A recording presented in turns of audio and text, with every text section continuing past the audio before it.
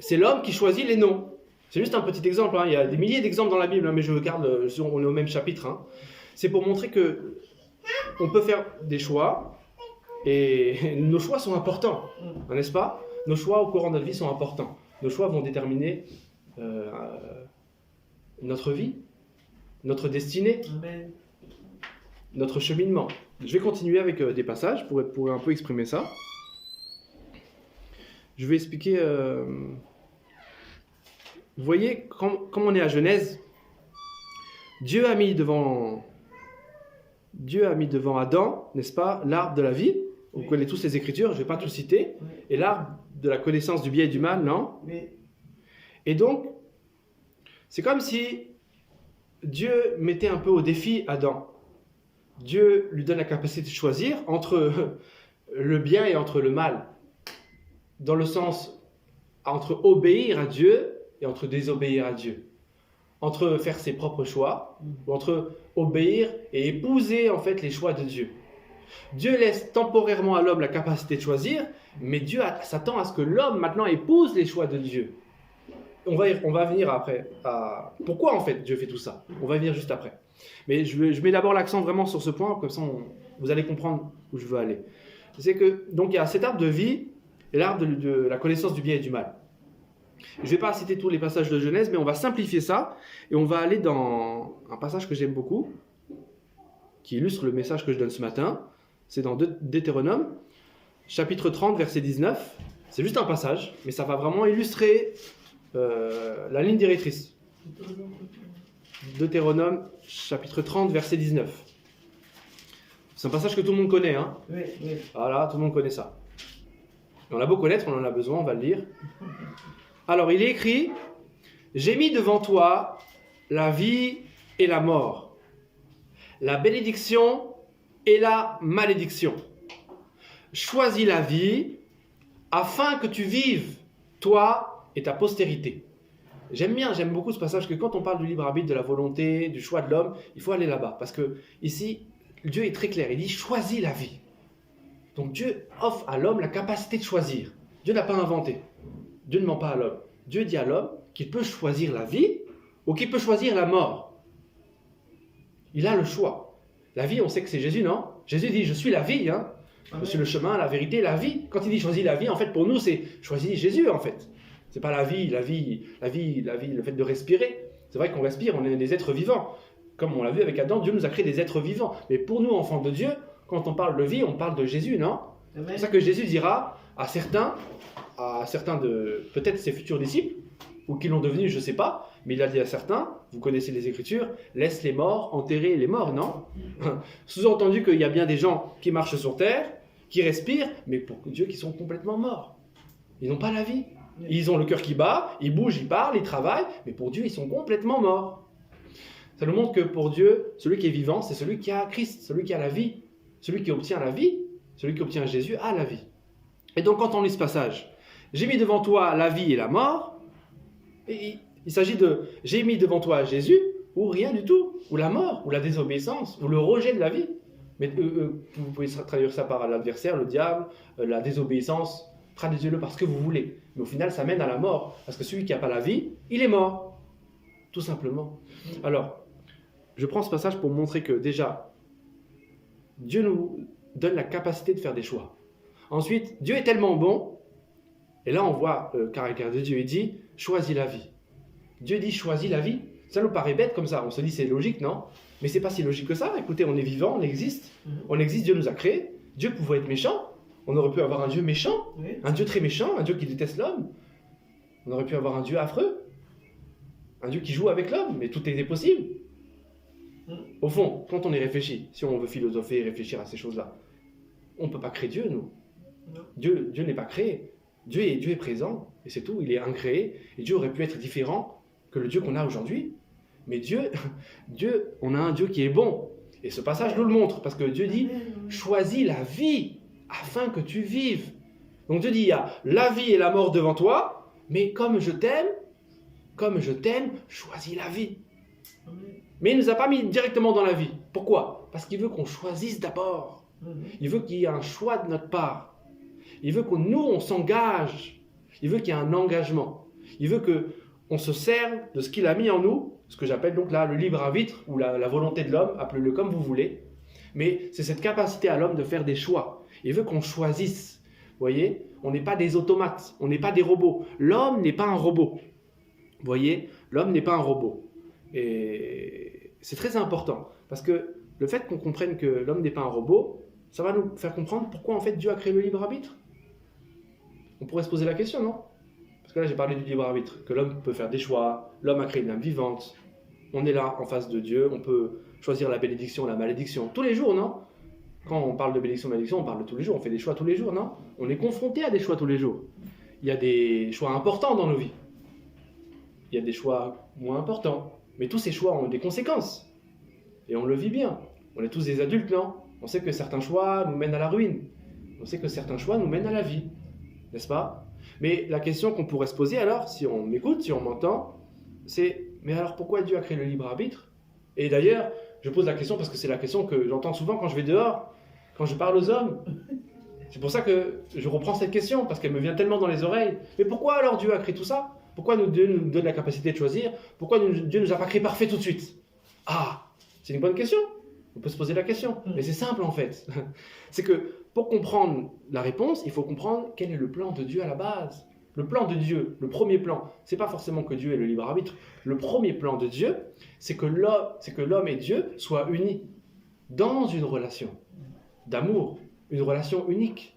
Le plan, le but de Dieu, l'objectif de Dieu, c'est de connaître l'homme et que l'homme puisse connaître Dieu. C'est ça une relation, non? Connaître une personne. Connaître au sens le plus profond du terme, non? Physiquement, intellectuellement, spirituellement, dans tous les sens du terme en fait. Dieu veut être connu de l'homme et le connaître aussi. C'est pour ça qu'on s'évertue à dire aux hommes dehors que non, Dieu n'est pas une religion, Dieu est une relation. Mais on le répète tellement ça souvent que des fois on oublie même ce que ça veut dire.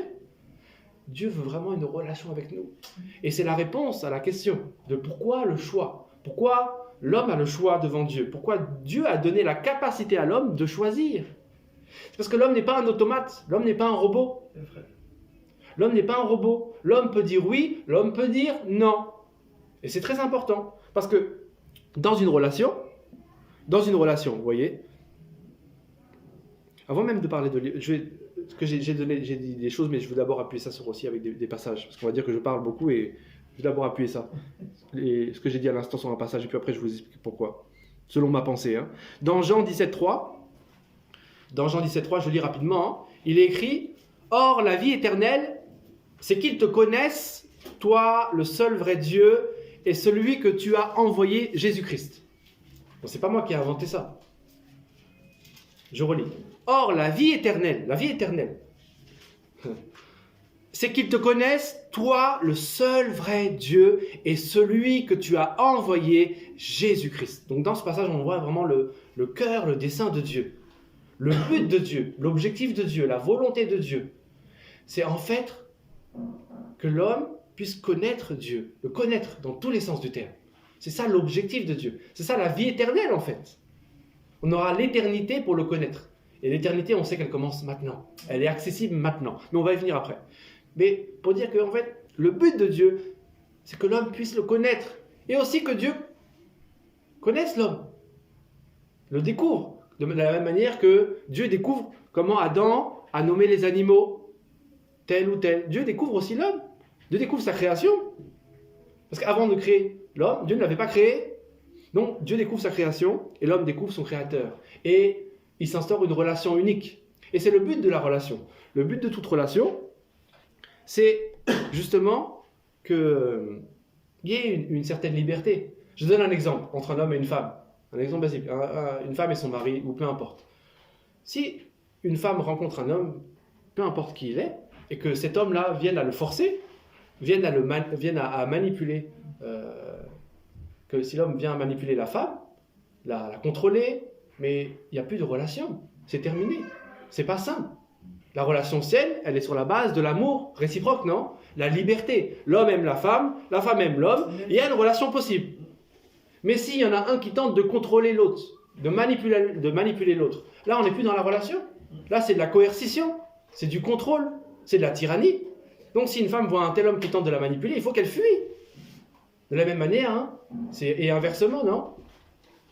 Si un homme rencontre une femme et que cette femme vient à vouloir manipuler l'homme, à le contrôler, à vouloir le maîtriser, il faut que l'homme parte. Il faut qu'il disparaisse. Il ne faut même pas qu'il s'engage avec une telle femme. Impossible. C'est pas un amour. C'est pas l'amour. C'est de la contrainte. C'est du contrôle. C'est pas de l'amour. L'amour, il est là sur la base, je le répète, hein, l'amour c'est sur la base de la liberté réciproque, d'un engagement libre. Donc, pour aimer quelqu'un, en fait, il faut être libre de choisir. Et comme Dieu veut être aimé de l'homme et Dieu veut aimer l'homme, il a donné à l'homme la capacité de choisir pour que cette relation soit possible. Parce que sinon, c'est pas possible. Sinon, on serait des automates. Sinon, Dieu claque du doigt et on est tous sains et parfaits, magnifiques. Mais en fait, on n'est pas vivants, on n'est pas des êtres vivants. On est des robots. Or, Dieu ne veut pas de robots parce que Dieu veut des relations avec nous. Une relation unique, éternelle, sans fin. Ça fait même mal à la tête d'y réfléchir comme ça, une relation sans fin. Mais c'est ce que Dieu veut en fait. Et ça répond à la question, pourquoi en fait on a le libre arbitre? Mais maintenant, face à ce libre arbitre-là, nous, on a la capacité de dire, comme on l'a vu tout à l'heure, non? Oui, pour la vie, ou non, pour la mort. On n'est pas obligé en fait. On peut refuser Dieu. On peut aussi épouser Dieu. On peut accepter Dieu, accepter sa volonté, accepter ses choix. Comme le frère disait tout à l'heure, on est un peu des esclaves dans le sens où on a accepté en fait d'obéir à Dieu. On a accepté sa vie. On veut faire un maintenant avec sa vie. Mais je vais venir juste après là-dessus. C'est pour montrer que, vous voyez, cette relation-là, elle est possible. Elle est possible que parce que les deux parties ont accepté. Maintenant, quand on y réfléchit, c'est pour ça en fait que, et j'aime bien dire souvent aux hommes dehors, quand ils posent la question pourquoi l'enfer, pourquoi Dieu a créé l'enfer, ou pourquoi les hommes vont en enfer, parce que Dieu a créé l'enfer encore, c'est une autre question. Mais pourquoi les hommes vont en enfer? Moi j'aime bien dire aux hommes, quand ils me posent la question, mais parce que Dieu aime beaucoup l'homme. Dieu aime tellement l'homme que beaucoup d'hommes vont en enfer. Et les gens ils sont complètement interloqués quand je leur dis ça. Ils ne comprennent pas, mais bon, c'est fait un peu exprès. C'est pour un peu pousser leur curiosité. Mais quand on creuse un peu, quand on y réfléchit, avec ce qu'on vient de dire à l'instant, regardez, l'homme n'est pas forcé d'aller vers Dieu. Il a le choix. Dieu ne forcera jamais l'homme à accepter. On parlera du salut après. Dieu ne forcera jamais l'homme. Dieu propose à l'homme. Dieu fait des propositions. Dieu fait un cadeau. C'est un don. Le salut en Jésus, c'est un cadeau. C'est pas le forcing. Dieu, c'est pas un brigand. Satan, lui, c'est un brigand. Dieu, non. Donc, Dieu, il propose à l'homme. Il regarde l'homme et il lui fait une proposition. Maintenant, si l'homme refuse, Dieu est triste, parce que c'est le plan de Dieu que l'homme accepte sa vie. Maintenant, Dieu a donné aussi la capacité à cet homme de choisir. Quand l'homme a choisi l'arbre de la connaissance du bien et du mal, son esprit a été souillé. Sa volonté aussi a été souillée. Tout son être entier a été souillé. Mais maintenant, Dieu, il cherche à récupérer l'homme. Mais il doit le récupérer par sa volonté, en fait. Il faut que dans l'homme, à l'intérieur de l'homme, dans cet endroit dont on a parlé au début, il faut que ça soit enclenché pour Dieu. Et l'homme ne peut pas forcer ça. L'homme peut faire des propositions. Dieu peut faire des propositions, excusez-moi, à l'homme. Vous voyez? C'est Dieu qui propose à l'homme maintenant, si oui ou si non, il va accepter son salut. Et c'est pour ça que c'est l'esprit qui nous convainc. C'est l'esprit qui nous convainc de péché, de justice, de jugement. C'est l'esprit qui tente de venir vers l'homme. C'est l'esprit qui tente de convaincre et de toucher le cœur de l'homme. Et à plusieurs reprises, l'homme peut dire non. Donc, on a un homme qui part vers l'enfer, qui est encore bien vivant sur terre. Dieu voit cet homme partir vers l'enfer. Dieu dit surtout pas, je t'ai créé pour un but précis. Donc Dieu tente de parler à cet homme. Vous connaissez la parole. Dieu en parle d'une manière ou d'une autre, mais on n'y prend pas garde. Ou bien on y prend garde et on refuse. Ça, ce serait la suite, logique. Mais cette personne va tout droit pour l'enfer. Dieu dit non, n'y va pas. Ne va pas là-bas, je t'ai pas créé pour ça. J'ai créé ça pour Satan et les démons. J'ai pas créé l'enfer pour toi, mon fils, je t'aime, mon enfant, ma créature. Mais l'homme dit non. L'homme peut choisir. L'homme dit non, c'est moi Dieu. Je veux pas de toi. Dieu est triste. Et Dieu continue encore. Cette personne a encore certains temps, certains jours sur terre. Elle continue. Dieu revient encore la voir. Lui reparle encore, parle à son cœur. Viens mon enfant, reviens vers ton père. L'enfant égaré, l'enfant perdu. Dieu travaille son cœur avec son Saint-Esprit. Et cet homme dit non. Et l'homme, là, part tout droit en enfer. Pourtant, c'est parce que Dieu veut. Mais c'est ce que cet homme veut. Donc, vous voyez, l'enfer, c'est juste en fait l'aboutissement du respect de Dieu vis-à-vis de la capacité de choisir de l'homme. C'est-à-dire que l'homme décide sa propre justice. Dieu dit, si tu continues, tu vas mourir. Mais je t'aime tellement que je respecte ta volonté jusqu'au bout. Je respecte ton libre arbitre. Je respecte ta capacité de choisir. Et donc, tu vas terminer en enfer. Tu vas terminer sans moi. Puisque tu veux vivre sans moi, puisque c'est ta décision, je la respecte, je l'honore, tu y vas. Mais je suis très triste. Dieu est triste quand il voit tous ces gens aller en enfer. Dieu est le premier triste. Nous, notre tristesse, c'est de la rigolade à côté. Dieu est vraiment triste. Vous imaginez, nous, on n'a pas créé l'homme. On n'a créé personne ici. On n'a rien créé. Mais Dieu qui a créé des hommes et des femmes ici, des âmes vivantes, on l'a vu, Dieu voit ces créatures aller en enfer. Dieu est le premier triste. Dieu ne veut que personne aille en enfer. L'enfer n'a pas été créé pour l'homme. Si les gens vont en enfer, c'est parce qu'ils veulent y aller. C'est parce qu'ils veulent y aller et parce que Dieu les laisse y aller, parce que Dieu respecte leur choix. Dieu respecte le choix de l'homme. Donc, à la question de pourquoi des gens vont en enfer, ma réponse, parce que Dieu aime les hommes. Amen. Voilà pourquoi des gens vont en enfer. Parce que Dieu les aime. Parce que si Dieu bloque, si Dieu empêche, Dieu ne respecte pas l'homme. Dieu ne respecte pas ce qu'il a mis d'abord dans le cœur de l'homme. Et il l'a mis, rappelez-vous, pour que l'homme ait une relation unique avec lui. Et c'est important de se le rappeler. Des fois, on oublie ça. On force nous-mêmes autour de nous, les hommes. On ne se rend pas compte de la folie qu'on fait. Vous voyez ? Des fois, on force les autres autour de nous. On leur parle et on les force. Pourtant, Dieu lui-même ne les force pas. Dieu même ne force personne.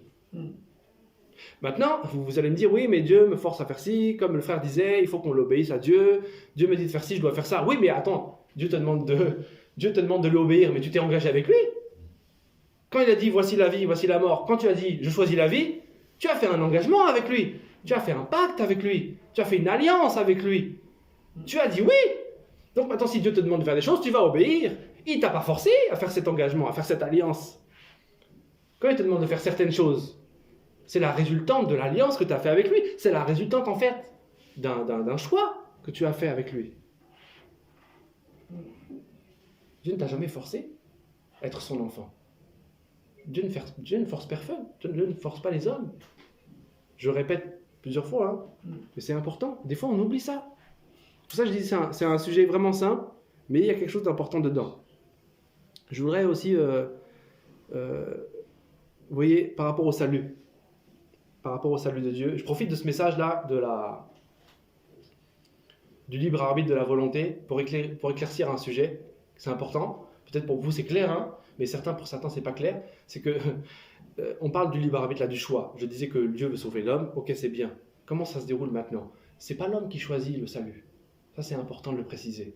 J'ai vraiment à cœur de le préciser. Parce que des fois, j'entends des enseignements, des choses qui sont pour moi totalement fausses. Dieu offre à l'homme la capacité d'être sauvé. Mais ce n'est pas l'homme qui choisit le salut. L'homme a le libre arbitre. L'homme peut choisir. L'homme a une volonté. Mais ce n'est pas l'homme qui décide quand il est sauvé. Ça, c'est très important. Un homme ne peut pas prier là tout de suite pour dire « je veux être sauvé » et il sera sauvé. Non, pas du tout.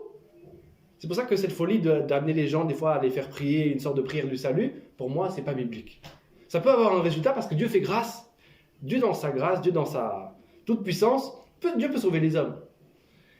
Mais il faut comprendre que c'est pas à l'homme de choisir quand il est sauvé. Amen. C'est pour ça que quand on parle à des hommes et qu'ils nous disent « Ah, c'est intéressant ce que tu dis, c'est intéressant le message que tu donnes, moi je verrai plus tard, ou bien je vais vivre un peu ma vie, et puis à la fin de ma vie, je ferai peut-être une prière avant de mourir. » Mais tu es qui toi pour dire qu'à la fin de ta vie, tu vas prier ? Mais tu ne pourras même pas prier, parce que ce n'est pas toi qui décides.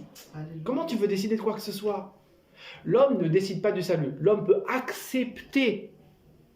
L'homme peut accepter. Oui, il y a la libre volonté. L'homme a une volonté. Et avec la volonté, l'homme peut accepter la proposition de Dieu. C'est Dieu qui propose à l'homme le salut. C'est un cadeau, n'est-ce pas ? Immérité, n'est-ce pas ? C'est un don. Donc, c'est quelque chose que Dieu donne. Donc, l'homme ne peut pas le prendre. L'homme peut le recevoir. L'homme peut, au moment où ce cadeau lui est proposé, dire oui et non. Mais l'homme ne peut pas à tout moment dire je veux être sauvé ou je suis sauvé. C'est impossible. Parce que pour être sauvé, rappelons-nous, ce sont des bases, mais rappelons-le, pour être sauvé, c'est important. Il faut quoi? Il faut se repentir, n'est-ce pas? Vous connaissez l'évangile, tous. Il faut se repentir et il faut croire à la bonne nouvelle. Se repentir et croire. Il ne faut pas décider quoi que ce soit. Il faut juste se repentir et croire. Mais c'est quoi se repentir et croire? Et comment on fait pour se repentir et croire, en fait, quand on y réfléchit? Et il faut que l'Esprit de Dieu travaille dans nos cœurs. Sans l'Esprit de Dieu, on est foutu, on est perdu. On est complètement perdu. L'homme est perdu sans l'Esprit de Dieu. C'est quand l'Esprit de Dieu vient dans un homme, vient le convaincre donc de péché, de justice et de jugement. L'Esprit de Dieu, c'est cette lumière qui vient en l'homme et qui vient en fait lui montrer que sa vie est complètement désordonnée et que sa destination, c'est l'enfer. Et donc cet homme-là qui est éclairé par le Saint-Esprit est apte maintenant à se repentir.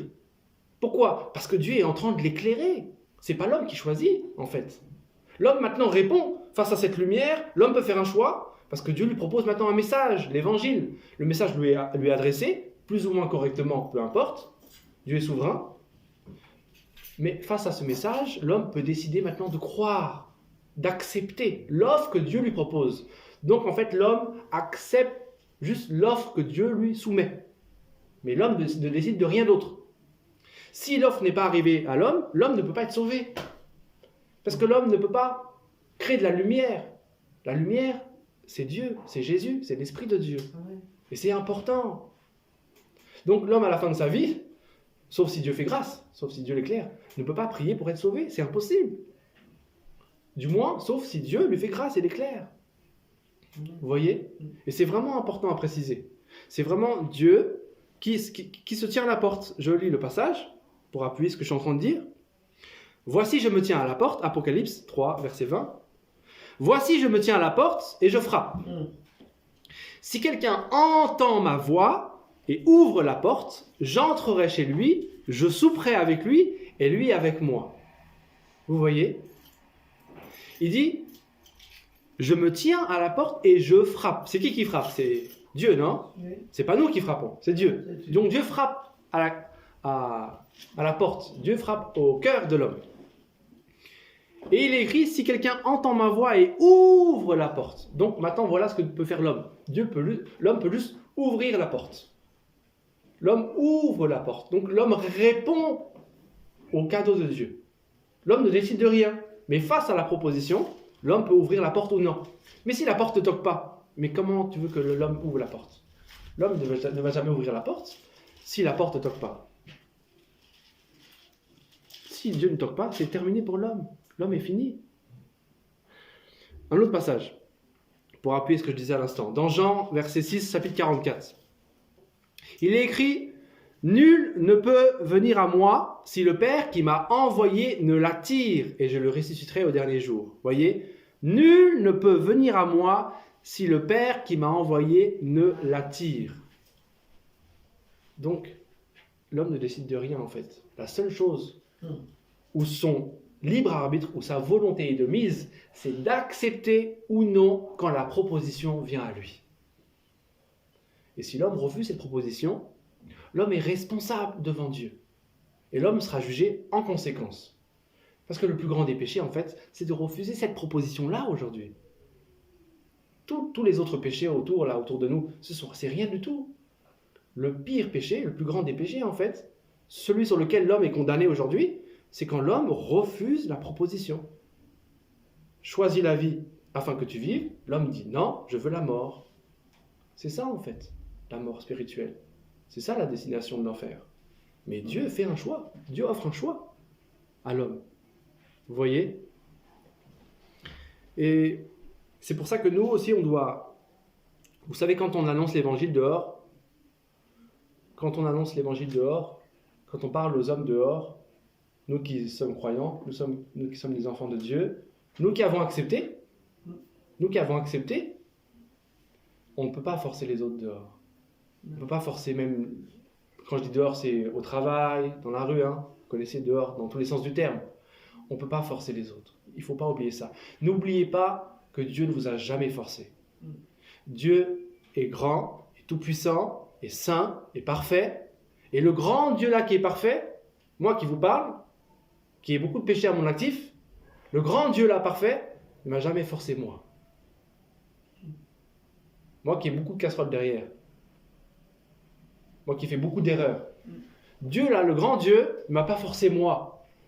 Comment alors moi, je pourrais aller forcer un homme? Quelle folie! Quelle folie! Quand vous voyez un homme forcer un autre homme, c'est quelqu'un qui ne connaît pas vraiment Dieu, en fait. Pour moi, j'ai compris ça. Quelqu'un qui commence à forcer l'autre, il ne connaît pas Dieu. Il ne connaît pas Dieu. Quand tu connais Dieu, tu comprends qui est Dieu, tu ne forces pas les autres. Parce que le grand Dieu Tout-Puissant ne t'a jamais forcé toi non plus. Dieu respecte ton libre arbitre jusqu'au bout. Toi donc aussi, tu dois respecter le libre arbitre de ton frère, de ta sœur. Tu dois respecter aussi le libre arbitre de l'inconnu, de ton prochain. Tu dois respecter. Même si son choix l'amène en enfer, tu dois respecter son choix. Amen. Parce que Dieu respecte ce choix aussi. Maintenant, rien ne t'empêche de prier, d'intercéder, de l'alerter comme Dieu l'alerte. Mais tu dois toujours garder dans ton cœur de respecter le libre arbitre, la volonté de cet homme. Il faut respecter la volonté de l'homme. C'est quelque chose d'unique que Dieu a donné à l'homme. Quand on est sauvé, quand on accepte ce don parfait, on devient donc enfant de Dieu. Ce n'est pas l'objet du message, je passe. Maintenant, vous savez, Dieu nous donne un ordre express. Le premier ordre que Dieu donne à l'homme, c'est de se baptiser, n'est-ce pas? C'est le premier, non? De se baptiser. Oui. Une fois que l'homme est régénéré, il est né de nouveau, Oui, Dieu demande à l'homme de se baptiser. Vous êtes d'accord, non? Oui, c'est ça. Ok. Maintenant, quand on va dans 1 Pierre, regardez, dans 1 Pierre, chapitre 3, verset 21, on revient toujours au même point. Dans 1 Pierre, chapitre 3, verset 21, il est écrit... Est-ce que quelqu'un peut lire à partir du verset 20? 1 Pierre, chapitre 3, verset 20, si quelqu'un peut lire. Amen. Je lis cette question. 1 Pierre, chapitre 3, verset 20. Ok. 20 et 21. 20 et 21. Je lis Ouais, la s'il parole te du plaît. Seigneur. Qui avait été autrefois incrédule, lorsque du temps de Noé, la patience de Dieu attendait pour la dernière fois, pendant que l'arche se construisait, dans laquelle un petit nombre d'âmes, c'est-à-dire 8, fut sauvé à travers l'eau. Et l'image correspondante, le baptême, lequel n'est pas une purification de souillure du corps, mais l'engagement d'une bonne conscience devant Dieu, nous sauve maintenant par la résurrection de Jésus-Christ. Amen. Amen. Merci beaucoup. Donc vous voyez, ce qui me plaît, c'est que là, ce passage, et il sert beaucoup à fermer la bouche de beaucoup d'hommes qui trafiquent avec le baptême. Là, on parle d'engagement, n'est-ce pas? L'engagement d'une bonne conscience. Le baptême, c'est rien d'autre pour l'obtenir qu'un engagement d'une bonne conscience. C'est tout. Donc quelqu'un qui n'est pas engagé avec une bonne conscience, déjà ne peut pas se faire baptiser. Son baptême, ce sera zéro. Mais nous, c'est même pas notre problème, parce que c'est même pas à nous de le valider ou non. C'est à Dieu. Nous, tout ce qu'on doit savoir, c'est que pour y aller, pour se faire baptiser, après avoir cru, après avoir accepté le don que Dieu nous a donné, c'est de s'engager avec Dieu par ce baptême. Et le baptême, c'est quoi? C'est l'engagement d'une bonne conscience. Donc on a encore l'engagement ici. L'engagement qui fait encore appel à notre faculté de choisir. Donc à chaque fois, Dieu va toujours proposer à l'homme, vis-à-vis, c'est sa volonté qu'il va chercher. Il va chercher la volonté de l'homme et il va chercher à ce que cette volonté épouse sa propre volonté en fait. Amen. Le but de Dieu, c'est de rentrer en relation avec l'homme. Comment? En fusionnant les deux volontés. Il faut que l'homme épouse la volonté de Dieu. Il faut que l'homme accepte la volonté de Dieu. Et pour ce faire, il faut que sa propre volonté se plie à celle de Dieu. Il faut que son libre arbitre accepte en fait ce que Dieu lui propose, comme tout au début avec l'arbre. N'est-ce pas? Il y avait l'arbre de la vie et l'arbre de la connaissance du bien et du mal. Dieu avait un plan. L'homme a dit à Dieu, non, c'est moi Dieu. D'une certaine manière, il ne l'a pas dit comme ça, hein. J'image. Et c'est là que l'homme a chuté. Mais maintenant, Dieu cherche l'homme. Avec son esprit, on l'a vu. Dieu cherche cet endroit dans le cœur de l'homme à le réactiver. Et une fois qu'il est réactivé, l'homme maintenant peut épouser les plans de Dieu. Mais sans ça, l'homme ne peut pas épouser le plan de Dieu. C'est impossible. C'est impossible. D'ailleurs, Satan le sait. Satan aussi veut notre volonté. Oui. C'est pour ça que Satan et Dieu se disputent la volonté de l'homme pour autre chose. Vous savez, on peut se disputer votre intelligence, vos émotions. Parfois, le diable fait ça, non? Il manipule nos émotions, notre raisonnement. Mais si le diable a votre volonté, il a tout. Et Dieu, pareil. Si Dieu a votre volonté, il a tout. Si Dieu a votre volonté, il a gagné vos émotions et votre intelligence. Et Dieu et le diable le savent depuis longtemps. Vous voyez, quand vous avez la volonté d'un homme, vous avez tout de lui. Parce que les émotions et l'intellect vont suivre le choix, toujours. Tout suit toujours le choix. Mais si vous avez juste les émotions d'un homme et vous n'avez pas sa volonté, vous l'avez quelques minutes, mais vous l'avez perdu ensuite. Vous voyez, c'est pour ça qu'il y en a, ils sont sauvés. Ils ne le sont pas en fait. Ils sont dans l'émotion, certaines fois, ils font des prières, ils sont touchés, mais en fait, ils n'ont pas livré leur volonté à Dieu. Donc, ils ne sont pas en fait sauvés, parce qu'ils n'ont pas accepté en fait la proposition. Ils n'ont pas activé cette petite chose que j'ai appelée au début, vous savez, le on, le off, le 1, le 0 là. Ils n'ont pas activé ça en fait. Ils ont activé peut-être dans leur intelligence, dans leur raisonnement, ils ont trouvé le message intéressant. Peut-être dans leurs émotions, ils ont senti des papillons, je ne sais pas. Oui, ils se sentent bien, ils sentent la présence de Dieu, ils se disent c'est bon. Mais non, c'est pas suffisant. Il faut qu'à l'intérieur de l'homme plie avec la proposition. L'homme plie devant Dieu, par sa volonté, à l'intérieur de lui. Et c'est très important de le comprendre. Ça évite beaucoup de problèmes, beaucoup de fausses conversions. Et beaucoup se sont mépris avec ça. Et aujourd'hui encore, malheureusement. Ça paraît peut-être vraiment simple pour certains d'entre vous, hein, je sais. Hein. Mais pour moi, c'est vraiment important.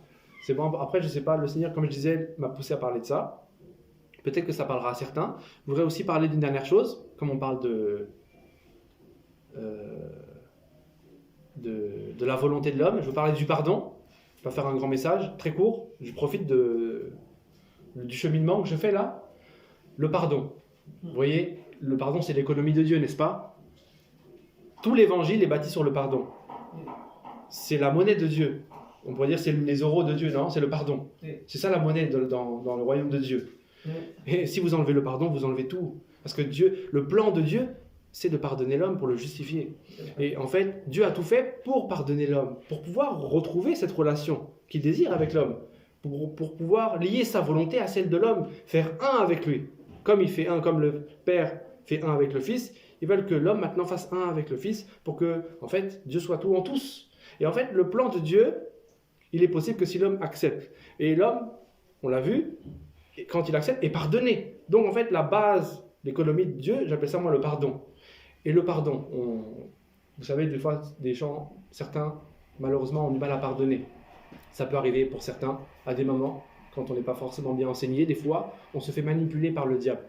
Moi, je pense que beaucoup, en fait, ont du mal à pardonner des fois parce qu'ils sont complètement manipulés par Satan. C'est-à-dire que Satan a gagné, comme on disait, leurs émotions et leurs sentiments, leur intelligence. Satan, des fois, a noirci le cœur de certains enfants de Dieu. Mais quand on comprend, en fait, que le pardon, c'est avant tout, pour revenir au sujet du message, un choix libre, l'appel de notre volonté, de notre libre arbitre, on comprend beaucoup mieux maintenant comment le pardon fonctionne. Vous voyez? Certains, des fois, je vais simplifier ce que j'essaie d'expliquer. Certains, parfois, me disent « Ah, et vous l'avez peut-être entendu aussi, j'ai du mal à pardonner. Oui.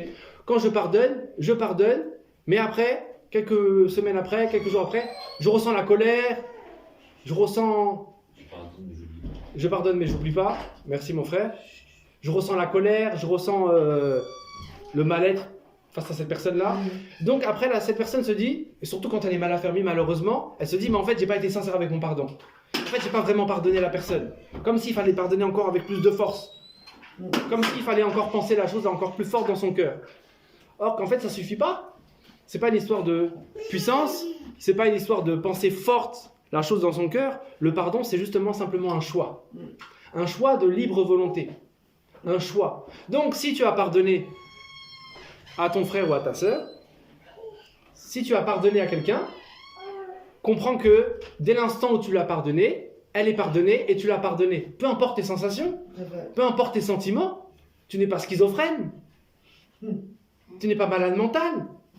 Donc si tu as décidé, dans le secret de ta chambre, bien sûr, à pardonner à ton frère et à ta sœur, avec la présence de Dieu, bien sûr, si tu as dit « je pardonne à cette personne-là », et que quelques minutes plus tard tu ressens de la colère, mais cette colère ne vient pas de toi.